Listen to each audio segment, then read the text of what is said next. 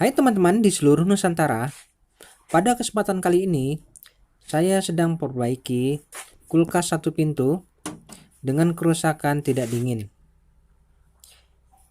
Yang pertama saya melakukan pengecekan pada bagian evaporator, freezer di bagian atas.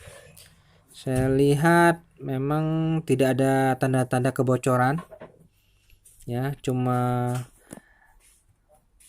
pengelupasan pada bagian lapisan cat, ya. Oke, saya selanjutnya mengamati ke bagian belakang. Oke, di sini ada kompresor. Ya, ini kita coba colokkan terlebih dahulu pada sumber, ya. Kita hidupkan. Baik, sudah beroperasi sepertinya kompresor. Coba kita rasakan. Ternyata hanya mendengung, tidak bekerja dan terdengar bunyi cetek. Nah, itu pertanda kompresor protek.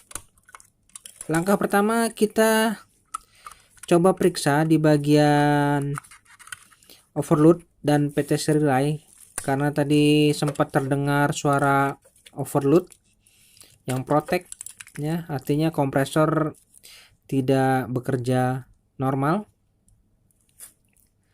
Nah, ini untuk PT relay kita bisa coba cek terlebih dahulu apakah di bagian dalam di PT relay ini. Kita lihat di situ terdapat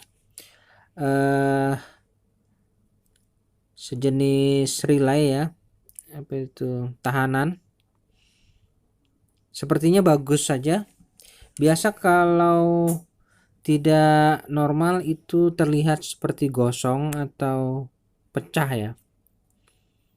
Tapi sepertinya tidak apa-apa, ini bagus. Dan ini overload sepertinya tidak ada masalah karena tadi sempat bekerja protek. Jadi kita nggak bisa langsung vonis kompresor langsung. Kita harus pastikan benar apakah di kedua komponen ini, PT relay dan overload, itu benar-benar bagus atau tidak. Baik, kesimpulannya memang kompresornya yang rusak. Jadi kita coba lakukan pembuangan gas freon. Kita lakukan pembuangan di bagian pengisian sini. Nah, ini sudah keluar freon, isi keluar. Gas freonnya sudah mulai keluar, ya, kita buang saja sini. Nah, ini terdengar suara gas freon keluar. Biarkan saja gas ini sampai habis, ya teman-teman, habiskan saja. Oke, sudah dirasa sudah cukup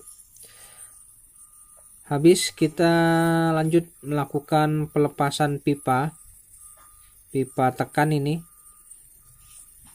ya. Itu kita lepas di bagian pipa tekan ini menggunakan alat las.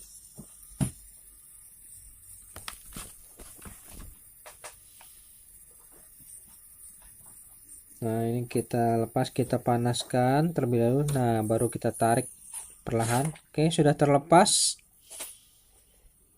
Nah, untuk pipa tekan selanjutnya saya melakukan pelepasan juga pada bagian pipa hisap. Nah, di sini kita juga harus melepas, ya, dengan alat las ini kita bisa melepas pipa hisap maupun pipa tekan. Oke, kita tarik perlahan-lahan, ya, sudah terlepas.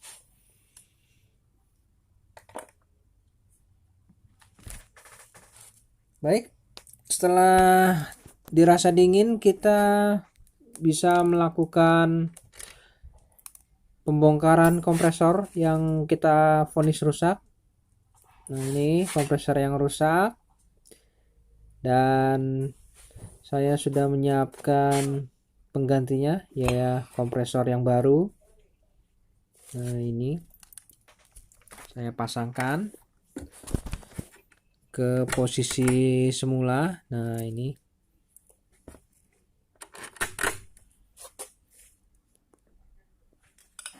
setelah itu saya melakukan tes running terlebih dahulu.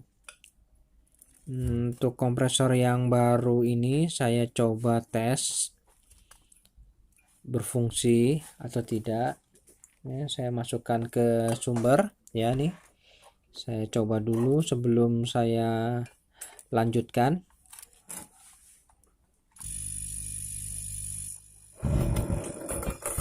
Oke, sudah saya colokkan. Oke, ini mesin berjalan, dan coba kita tekan pada pipa tekan ini, akan terasa dorongan kuat ya. Nah, berarti mesin sudah normal ya. Kita cabut dulu. Tahap selanjutnya kita melakukan pemasangan pipa yang tadinya kita lepas. Untuk pipa tekan kita pasang di kompresor pada pipa tekan ini, dan untuk pipa hisapnya kita pasangkan pentil pengisian, mana nanti kita akan melakukan pengisian freon dari pipa bagian ini. Dan untuk penyambungannya saya menggunakan las lagi. Pada saat proses pengelasan ini kita harus benar-benar teliti. Pastikan pada saat pengelasan itu posisi pipa itu benar-benar matang, dan kemudian kita bisa melakukan perlahan-lahan memberikan kawat las pada bagian sisi atas maupun bawah hingga merata.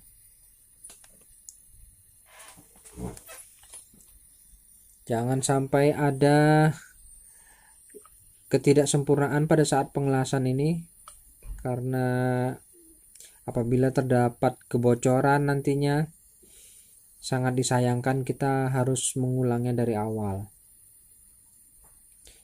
Yang pasti kita harus melakukannya dengan cara perlahan dan pasti.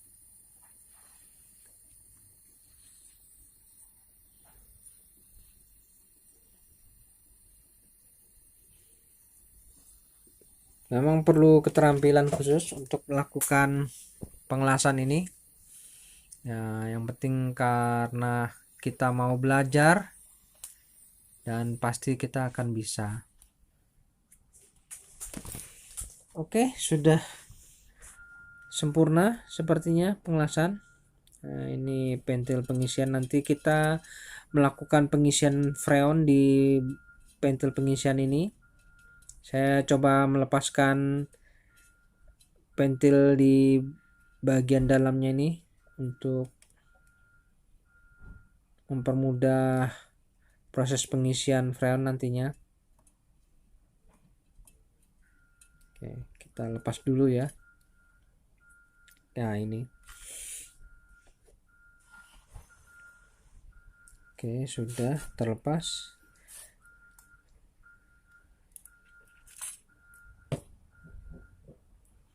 Selanjutnya saya coba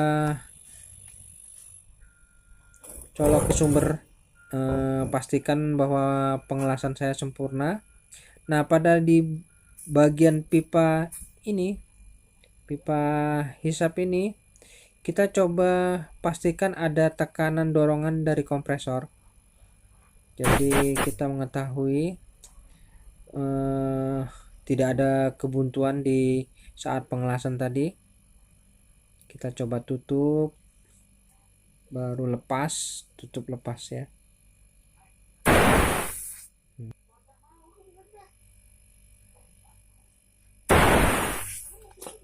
Baik, sepertinya sudah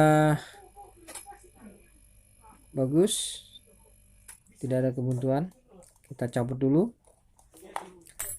Kemudian saya melakukan pemasangan pada bagian pipa ini, yaitu saya berikan potongan pipa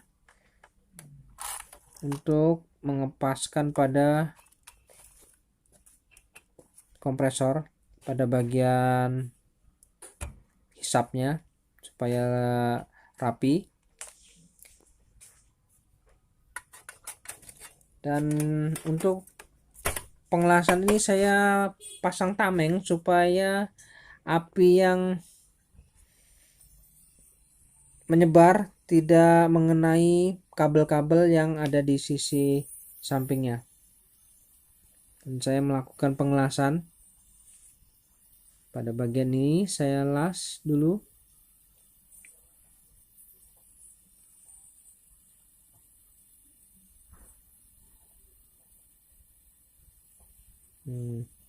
Lakukan proses pengelasan ini secara hati-hati ya, jangan sampai ada kebocoran. Pastikan kita melakukan pengelasan ini secara merata.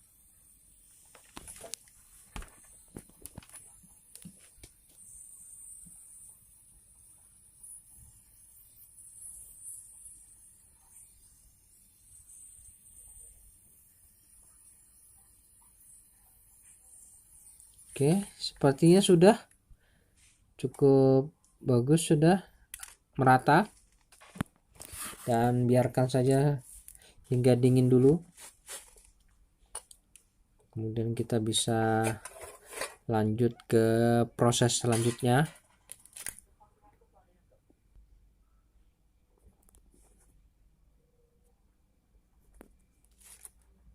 Nah, ini di sini ada filter dryer ya, teman-teman. Untuk filter dryer ini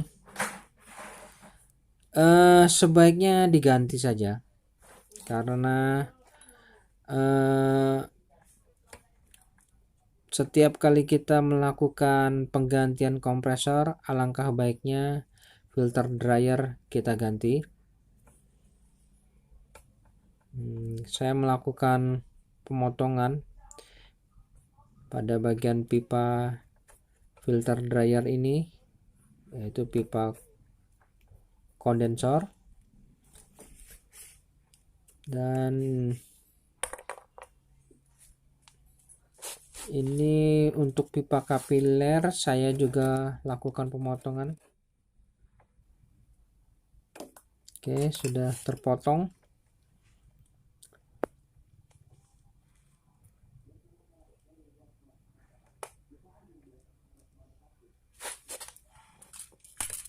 Coba kita atur posisinya. Pada bagian pipa kondensor ini yang mau kita pasang filter, sebaiknya kita bersihkan terlebih dahulu. Kita bersihkan cat-cat yang menempel atau kotoran yang pada pipa untuk pengelasan nanti biar sempurna.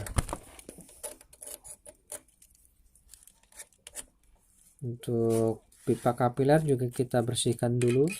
Coba kita kerik bagian sisi luarnya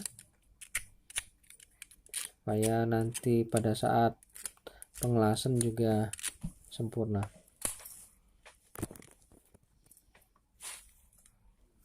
Oke, saya sudah menyiapkan filter dryer. Nah, ini bentuknya filter dryer. Ya, saya mulai memasangkan filter dryer ini, dan saya pasang pipa kapiler di bagian ujung satunya. Sebelum melakukan pemasangan, kita harus melakukan pengukuran jarak masuknya, itu jangan terlalu berlebihan. Jadi kita ukur, kemudian kita bisa bengkokkan. Nah, oke, begitu caranya. Jadi tidak masuk terlalu dalam, karena kurang bagus juga kalau terlalu dalam, bisa membentur pada bagian saringan dalamnya. Nah, ini kita paskan kurang lebih 1 cm ya teman-teman. Ya, kurang lebih 1 cm, baru kita masukkan. Nah, ini jadi tertahan ya.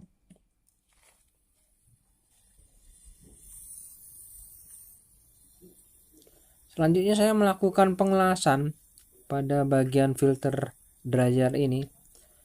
Untuk pengelasan ini saya lakukan dengan hati-hati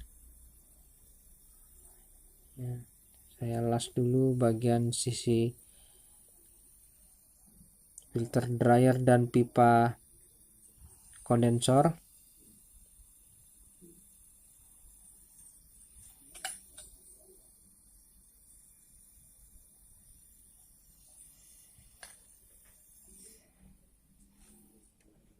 Oke, sudah selesai pengelasan, dan setelah itu saya dinginkan dulu dan kemudian saya lanjutkan melakukan pengelasan pada pipa kapiler dan filter dryer ini.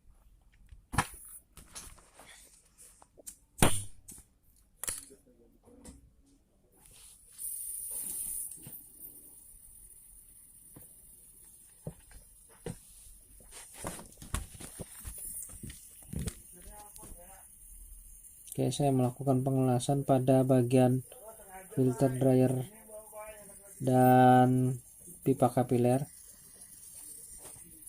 Pada saat pengelasan filter dryer dan pipa kapiler ini, usahakan secepat mungkin, jangan terlalu lama pengelasan pada bagian ini.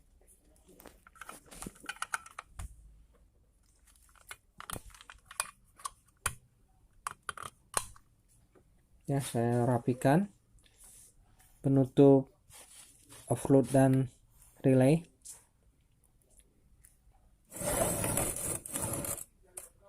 Selanjutnya kita akan melakukan proses pengisian freon ya, yang itu kita mulai di bagian pentil pengisian ini. Kita siapkan terlebih dahulu yaitu manifold. Nah, ini manifold.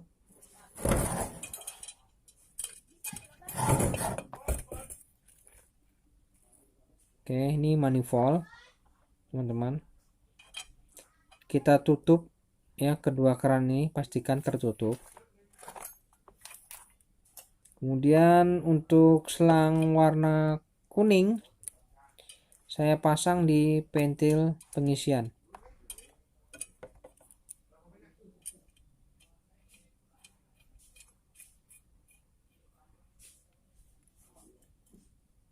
Untuk selang manifold warna kuning saya pasang di pentil pengisian.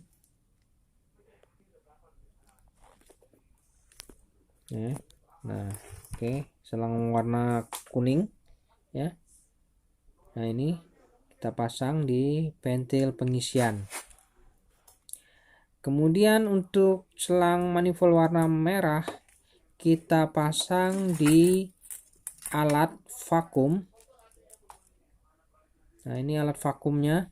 Nah, ya, di sini kita pasang karena kita akan melakukan proses pemakuman.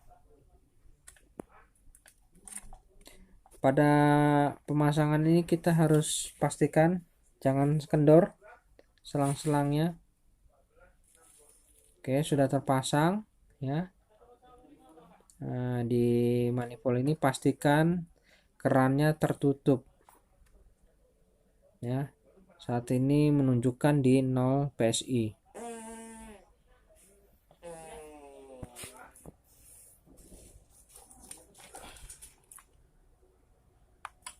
Oke, kita coba melakukan proses pemakuman ya. Pertama saya melakukan, oke, kita coba hidupkan alat vakum ya. Sudah proses pemakuman sedang berlangsung, dan selanjutnya ini jarum masih di 0 dan kita bisa mulai membuka keran manifold ya. Kita buka full yang warna biru dan terjadi pemakuman pada bagian sistem ya. Oke, pada saat pemakuman ini kita lakukan bisa sekitar 15 menit atau 30 menit. Oke, setelah 30 menit kemudian proses pemakuman ini kita anggap sudah cukup ya. Sudah cukup, coba kita lihat berapa. Oke, menunjukkan di min 30 PSI. Di min 30 PSI. Kita coba segera tutup keran manifold ini. Kita tutup dulu. Oke, setelah kita tutup, kita harus matikan alat vakum ini. Oke, sudah mati ya. Coba kita perhatikan apakah jarum manifold itu berubah. Oke, sepertinya tidak, tetap di min 30 PSI. Kemudian kita bisa melakukan proses selanjutnya, yaitu saya melepas selang manifold yang dari vakum ini.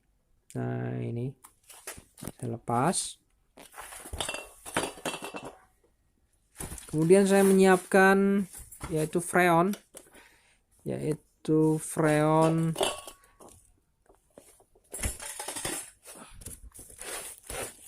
yang di sini ada keterangannya yaitu Clea 134A. Jadi saya menggunakan freon 134A karena sesuai dengan platinumnya di sini, yaitu menggunakan freon R134A.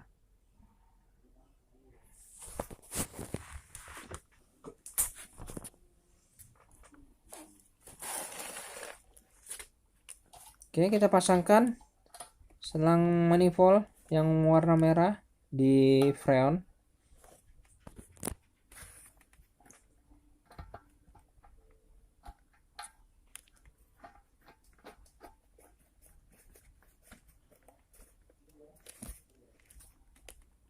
Oke, pada saat pemasangan ini pastikan jangan sampai kendor ya.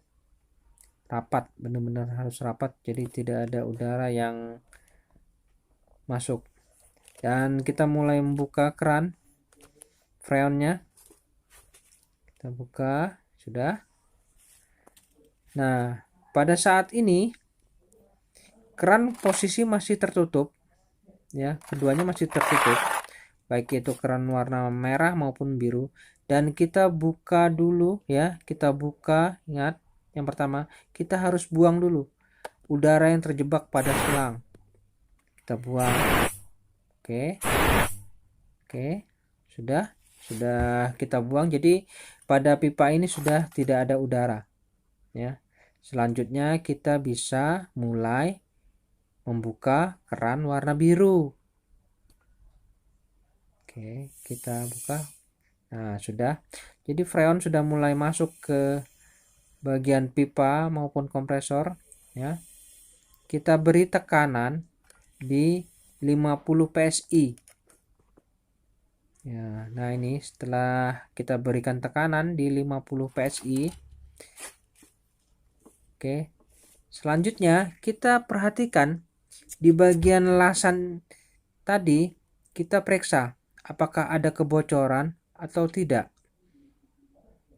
Nah, ini kita pastikan terlebih dahulu. Pastikan tidak ada kebocoran dengan menggunakan korek ya, api. Pastikan betul-betul teman-teman.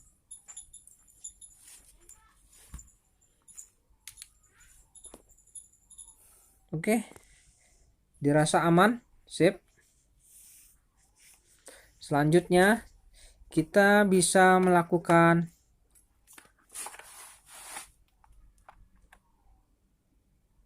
pengecekan. Oke, masih di 50 PSI. Nah, sekarang kita bisa menghidupkan kulkasnya. Kita colok dulu ke sumber listrik.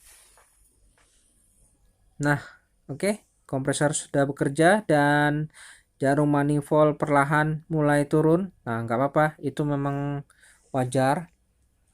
Jadi freon yang tadi berada di sistem sudah mulai bersirkulasi di dalam.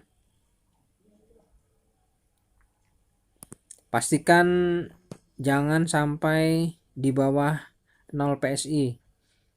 Ya, jarum ini kalau bisa di posisi 0 PSI dulu. Nah, selanjutnya kita coba pasang tang ampere. Nah, ini di skala 400 ya. Coba kita pasang tang ampere. Oke, kita amati. Saat ini masih di skala 1 PSI. Ampernya 0,8.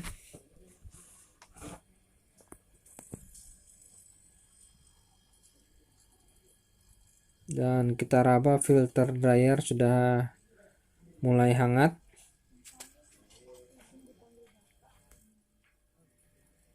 Kita tambah perlahan-lahan lagi dan sudah menunjukkan di 5 PSI dan ampere saat ini 8.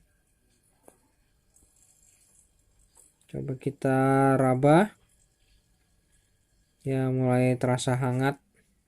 Dinding-dinding juga kita raba, mulai terasa hangat. Oke, coba kita lihat di bagian freezer ini. Coba kita cek. Pada bagian freezer bagian bawah ini sudah mulai lengket-lengket ya. Nah, ini butiran-butiran salju sudah mulai terbentuk dan saya raba mulai lengket-lengket, ini pertanda baik.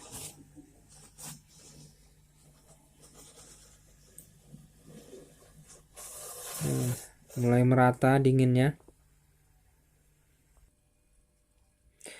Kemudian saya cek lagi di jarum manifold, saat ini menunjukkan kurang lebih di 10 PSI. Nah, 10 PSI saya rasa sudah cukup dan saya melakukan penutupan pada bagian pentil pengisian ini. Saya lakukan penutupan akhir. Saya menggunakan tang penjepit, memang khusus untuk menjepit pipa untuk tool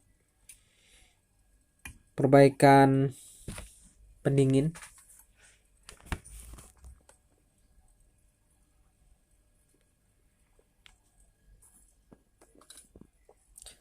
Kemudian saya lakukan penutupan terlebih dahulu pada freon ya. Pada keran freon ini saya tutup dan saya coba buka keran warna merah untuk membuang sisa freon.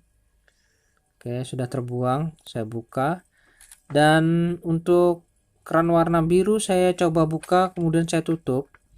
Apakah masih ada tekanan pada saat penutupan saya sempurna apa tidak? Oke, sepertinya sempurna, tidak bergerak jarumnya. Coba kita buka, kemudian kita tutup lagi, tidak ada tekanan pada kompresor. Nah, oke, berarti penutupan sudah benar-benar rapat dan kita bisa melepas selang manifold ini yang menuju ke pentil pengisian. Dan saya melakukan pemotongan pipa hisap ini pada pentil pengisian. karena saya akan melakukan penutupan permanen di bagian ini.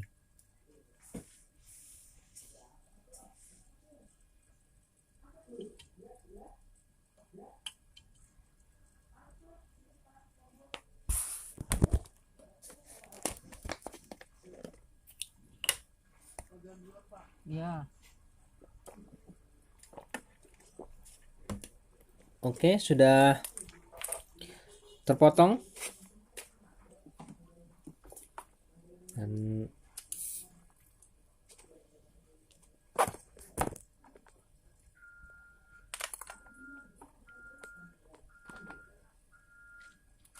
nah, pada bagian ujung pipa ini saya melakukan penutupan permanen. Nah, pastikan tidak ada freon lagi yang keluar di ujung pipa ini. Ya, pastikan. Oke, sepertinya sudah tertutup rapat. Dan kita pastikan lagi sebelumnya kita menggunakan korek. Ya, sudah aman. Selanjutnya kita bisa melepas penjepit ini. Dan setelah itu kita bisa mulai merapikannya. Kita dorong agak ke dalam supaya tidak terbentur-bentur nantinya.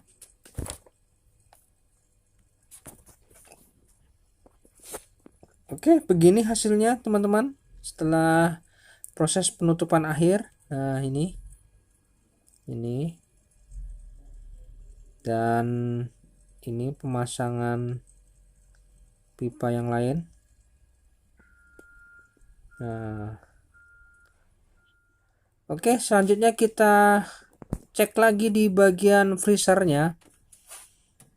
Kita cek lagi bagaimana hasilnya.